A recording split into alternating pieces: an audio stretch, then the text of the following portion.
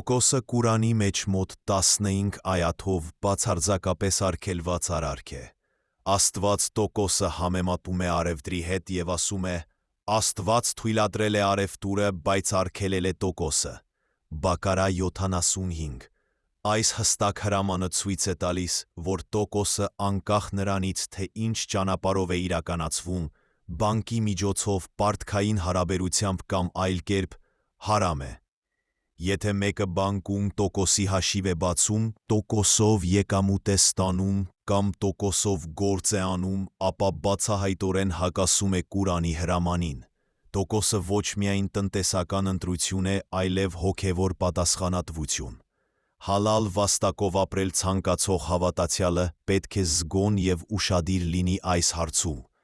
քանի որ տոկոսը արգելք է, որը ազդում է մարդու թե այս աշխարհում, թե հանդերձյալ կյանքում։